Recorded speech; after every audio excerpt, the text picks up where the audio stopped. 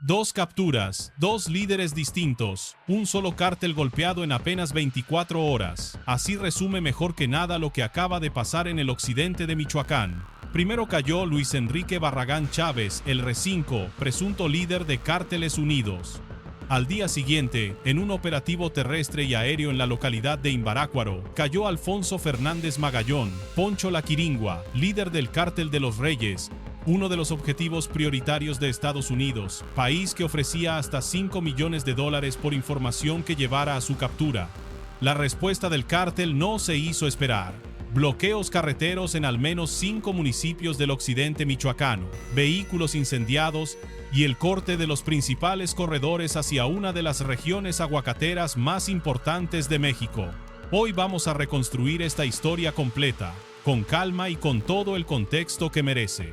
Vamos a explicar quién era realmente Poncho La Quiringua, cómo llegó a convertirse en uno de los líderes más peligrosos de Cárteles Unidos, por qué Washington puso precio a su cabeza desde hace años, y qué significa realmente esta doble caída dentro de la guerra que Cárteles Unidos sostiene contra el CJNG por el control de Tierra Caliente. Si quieres entender de verdad quién es este operador y por qué su detención pesa tanto, quédate en este video. Suscríbete a este canal ahora mismo si todavía no lo has hecho, porque aquí no nos quedamos en el boletín de una línea, desarrollamos el contexto completo detrás de cada captura, la trayectoria criminal real de cada operador y cómo se conecta cada golpe con la guerra territorial que ya lleva años desangrando esa parte de Michoacán. Vamos a organizar esta historia en 8 bloques. Primero, ¿quién es Alfonso Fernández Magallón y cómo llegó a liderar el Cártel de los Reyes? Segundo, su origen como jefe de autodefensas en 2013 y cómo ese movimiento terminó transformándose en estructura criminal. Tercero, los detalles exactos del operativo militar en Imbarácuaro. Cuarto, ¿por qué Estados Unidos ofrecía $5 millones por él y desde cuándo lo perseguía la justicia estadounidense? Quinto, la detención de El R5 un día antes y la conexión directa entre ambos casos. Sexto, los bloqueos e incendios que estallaron tras la captura. Séptimo, el lugar del Cártel de los Reyes dentro de la estructura completa de Cárteles Unidos y su enfrentamiento con el CJNG. Y octavo, ¿qué representa esta doble caída para el mapa criminal actual de Michoacán? Quédate hasta el final porque cerramos con el dato de su cercanía con el Abuelo Farías, otro de los nombres más buscados de la región. Antes de seguir, suscríbete ahora mismo a este canal y activa la campana. Aquí desarrollamos cada historia con el contexto real que necesitas para entenderla completa, no solo el título del día. Empecemos por lo esencial. ¿Quién es Alfonso Fernández Magallón? Conocido en la región como Poncho La Quiringua, Comandante Poncho o Poncho Quiringuas, era señalado por las autoridades federales como el líder actual del Cártel de los Reyes, una de las células que integran la organización conocida como Cárteles Unidos. Su historia dentro del crimen organizado en Michoacán se remonta a 2013, cuando encabezó el levantamiento de autodefensas en el municipio de Los Reyes para enfrentar directamente a los Caballeros Templarios, el cártel que entonces dominaba buena parte del estado. Ese origen resulta central para entender toda su trayectoria posterior. Muchos de los grupos de autodefensa que surgieron en Michoacán en esa época, presentados como movimientos legítimos de resistencia ciudadana contra el crimen organizado, terminaron convertidos años después en sus propias estructuras criminales, repitiendo la misma lógica de extorsión y control territorial que decían combatir en un inicio. Poncho La Quiringua es uno de los ejemplos más claros de esa transformación completa dentro del Estado. Piensa en lo que implica ese recorrido. Un hombre que en algún momento se presentó ante su comunidad como defensor frente al crimen organizado terminó, con el tiempo, consolidando su propia organización delictiva, replicando exactamente las mismas dinámicas de violencia y extorsión que originalmente decía combatir. Ese patrón se repite en distintas regiones de Michoacán desde hace más de una década, y confirma lo difícil que resulta para el Estado mexicano garantizar que los movimientos de autodefensa civil no terminen convertidos en nuevas estructuras de poder criminal con el tiempo.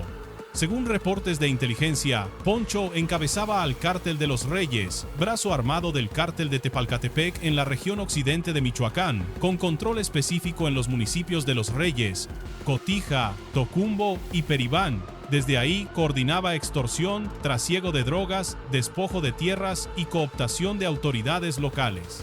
Su nombre también se ha vinculado a la operación de redes de entrenamiento paramilitar en zonas rurales, con la participación de excombatientes centroamericanos y colombianos. Un dato que confirma un nivel de sofisticación militar muy superior al de un grupo de sicarios improvisado. Además, las autoridades lo consideran presunto responsable de diversos ataques con drones explosivos contra personal militar.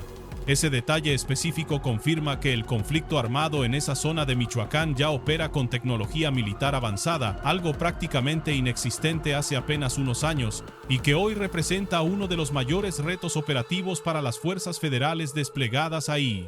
Si te interesa este tipo de análisis con contexto histórico real, suscríbete ahora mismo. Vamos a entrar en los detalles exactos del operativo que finalmente logró su captura, después de años de persecución. La detención de Poncho Laquiringua ocurrió en la localidad de Imbarácuaro, municipio de Los Reyes de Salgado, resultado de trabajos de inteligencia de la 12 Región Militar. El operativo, confirmado por el secretario de Seguridad Omar García Harfuch, fue ejecutado por personal del Ejército Mexicano por tierra y aire. En la misma acción fueron detenidas otras 2 personas. Ese uso combinado de fuerzas terrestres y aéreas confirma la complejidad real de este tipo de operativos. No hablamos de una simple detención en un retén de carretera, sino de una operación planeada con vigilancia previa, despliegue simultáneo y meses de seguimiento de inteligencia antes de la ejecución final. Harfuch detalló que el detenido tenía una orden de aprehensión por privación ilegal de la libertad y motín, además de que Estados Unidos ofrecía hasta $5 millones por información que llevara a su localización. Ese dato no es nuevo, desde agosto de 2025. El Departamento de Justicia estadounidense ya había confirmado una acusación formal contra Poncho Laquiringua y otro operador conocido como el Huicho de los Reyes, por conspiración para distribuir drogas y uso de armas de fuego en actividades de narcotráfico.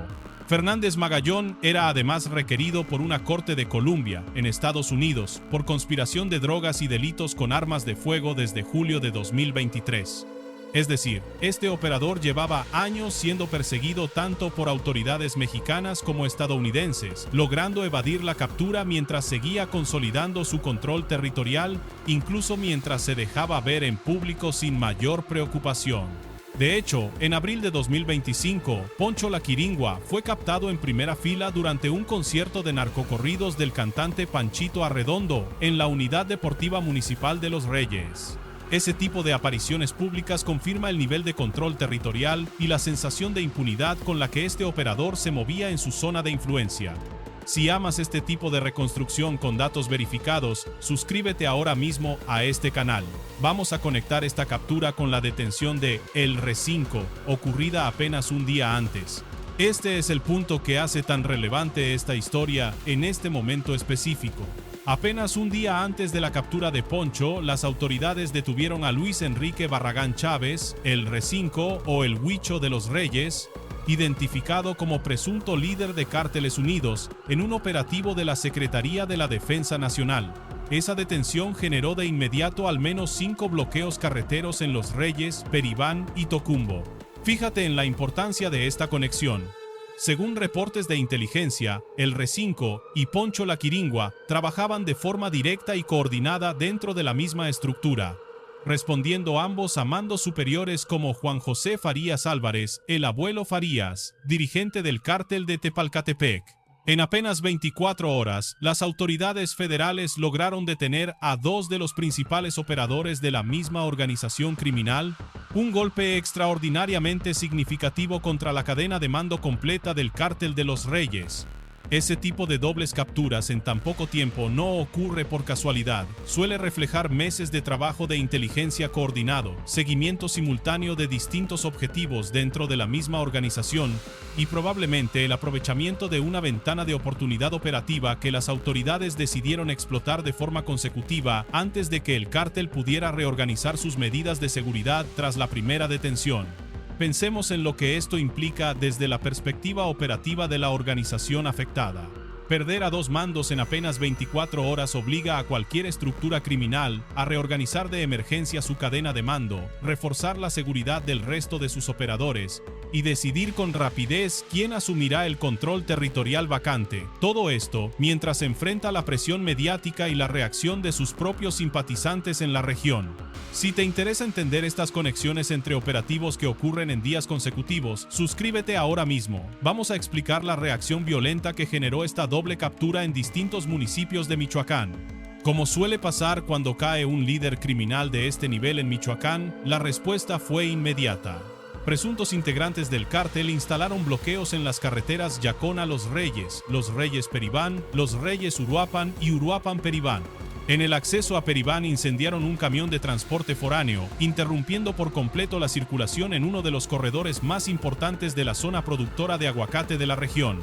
Según el 5 de Michoacán, los cierres se ubicaron en la carretera Jacona-Los Reyes, a la altura del puente Tocumbo, en la desviación a Imbarácuaro, sobre la carretera Los Reyes-Peribán, en el acceso a Peribán, a la altura de Los Laureles, en el entronque a Pamatácuaro, sobre la carretera Los Reyes-Uruapan, y en la glorieta de San Francisco-Peribán, en la carretera Uruapan-Peribán.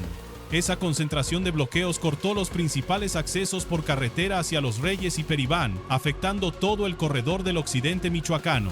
Piensa en la magnitud real de esa reacción. No hablamos de un solo bloqueo aislado en una carretera secundaria, sino de una respuesta coordinada en al menos 5 puntos distintos, abarcando varios municipios de forma casi simultánea. Ese nivel de capacidad confirma que, a pesar de la caída de 2 de sus principales líderes en menos de un día, la estructura operativa del Cártel de los Reyes conserva todavía capacidad logística considerable para movilizar gente y generar caos casi de inmediato. Esa velocidad de reacción resulta particularmente preocupante para las autoridades locales, porque implica canales de comunicación efectivos entre células, capacidad real de movilización en horas, y control suficiente sobre puntos estratégicos de la red carretera para bloquearlos de forma casi coordinada en distintos municipios. Si te interesa entender el contexto completo de la violencia en Michoacán, suscríbete ahora mismo a este canal. Vamos a explicar el lugar del Cártel de los Reyes dentro de la estructura completa de Cárteles Unidos. El Cártel de los Reyes es una célula regional con fuerte arraigo local que opera bajo la estructura general de Cárteles Unidos, respondiendo directamente a mandos como el R5 y el Abuelo Farías. Cárteles Unidos, a su vez, sostiene desde hace años una guerra territorial constante contra el CJNG por el control de distintas zonas estratégicas de Michoacán, particularmente en Tierra Caliente. El gobierno de Estados Unidos ofrece recompensas que suman $26 millones por información que lleve al arresto de 5 líderes distintos de Cárteles Unidos, lo que confirma el nivel de prioridad que Washington le ha dado a esta organización dentro de su estrategia de combate al narcotráfico. Fernández Magallón es acusado además de reclutar exmilitares y policías colombianos para fortalecer la resistencia armada frente al CJNG, lo que confirma el nivel de profesionalización militar que ha alcanzado este conflicto territorial. Ese dato sobre el reclutamiento de excombatientes extranjeros resulta especialmente relevante para entender la escalada real de este conflicto. No hablamos de un enfrentamiento entre pandillas locales armadas de forma improvisada, sino de organizaciones que han incorporado personal con entrenamiento militar formal, adquirido en conflictos armados en otros países de la región, para fortalecer sus capacidades tácticas frente a un rival tan poderoso como el CJNG. Esa incorporación de mercenarios extranjeros convierte al conflicto en Tierra Caliente en uno de los más sofisticados militarmente dentro del panorama completo del crimen organizado mexicano actual. Es importante señalar también que Alfonso Fernández Magallón era considerado uno de los principales socios de Juan José Farías Álvarez, el Abuelo Farías, dirigente del Cártel de Tepalcatepec, por quien las autoridades estadounidenses ofrecen una recompensa todavía mayor, de $10 millones. Esa cifra confirma la jerarquía relativa dentro de la organización, mientras el Abuelo Farías ocupa una posición de liderazgo aún más alta. Poncho La Quiringua operaba como uno de sus socios de mayor confianza en la región occidente del estado, a cargo del control territorial de los municipios bajo su mando. Esa jerarquía específica sugiere que, aunque la captura de Poncho representa un golpe significativo, la estructura de mando superior de Cárteles Unidos en la región permanece activa, con el abuelo Farías al frente, abriendo la pregunta lógica sobre quién intentará ocupar el espacio de poder que Poncho y el R5 dejan vacante tras sus detenciones consecutivas. Si amas este tipo de análisis sobre la estructura completa del crimen organizado en Michoacán, suscríbete ahora mismo a este canal. Vamos a cerrar con una reflexión sobre lo que representa toda esta historia para el conflicto actual en la región. La historia completa de esta doble captura revela varios elementos importantes sobre el estado actual del conflicto en Michoacán. Primero, confirma que la guerra entre Cárteles Unidos y el CJNG por el control de Tierra Caliente sigue plenamente activa y que las autoridades federales continúan enfocando recursos de inteligencia militar significativos para debilitar a ambos bandos de forma simultánea. Segundo, confirma que la cooperación entre autoridades mexicanas y estadounidenses en la persecución de estos objetivos prioritarios sigue siendo constante, con recompensas millonarias que incentivan la generación de información de inteligencia sobre estos operadores de alto perfil.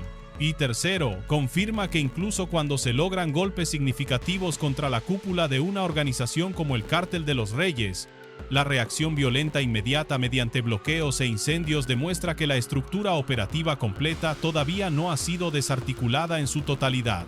Ese patrón, capturas de alto perfil seguidas de reacciones violentas inmediatas por parte de la organización afectada, se ha repetido en distintos casos previos en Michoacán, incluyendo la captura de El Botox, extorsionador de limoneros responsable del homicidio del líder limonero Bernardo Bravo, que también generó bloqueos en Apatzingán meses antes. Eso confirma que la violencia reactiva tras detenciones de alto perfil no es un fenómeno aislado, sino una constante estructural en la forma en que operan estas organizaciones en el Estado. Ese patrón repetido resulta especialmente revelador cuando se analiza en conjunto a lo largo del tiempo, porque sugiere que estas organizaciones han desarrollado protocolos internos de reacción bastante estandarizados frente a la pérdida de cualquiera de sus líderes, bloqueos inmediatos en puntos estratégicos, incendios de vehículos para generar impacto mediático y presión social, y una demostración de fuerza que busca enviar el mensaje de que la organización sigue plenamente operativa a pesar de la detención de su liderazgo visible. Déjame cerrar con algo que realmente quiero que te lleves de este video. La detención de Poncho La Quiringua, apenas un día después de la captura de El R5, representa uno de los golpes más significativos contra la cúpula del Cártel de los Reyes en los últimos meses, y confirma que Estados Unidos y México mantienen una coordinación activa y sostenida para perseguir a los líderes de Cárteles Unidos que representan objetivos prioritarios en ambos países. Sin embargo, los bloqueos y los incendios registrados de forma inmediata tras esta captura confirman también que la organización conserva todavía capacidad operativa considerable en la región y que la verdadera desarticulación completa de esta estructura requerirá seguimiento sostenido contra el resto de sus mandos, incluyendo figuras de mayor jerarquía como el abuelo Farías, que hasta el momento sigue en libertad. Eso es todo por hoy. Si te interesa este tipo de análisis completo sobre el conflicto criminal en Michoacán, suscríbete a este canal ahora mismo sin esperar más tiempo. Activa la campana para no perderte ninguno de los próximos análisis sobre este mismo tema. Comparte este video con alguien que necesite entender el contexto completo detrás de estas capturas, más allá del titular rápido que repiten los medios tradicionales sin ningún desarrollo real. Y escríbeme en los comentarios si crees que la captura de El Abuelo Farías será el siguiente gran golpe contra Cárteles Unidos en Michoacán. Nos vemos en el próximo video.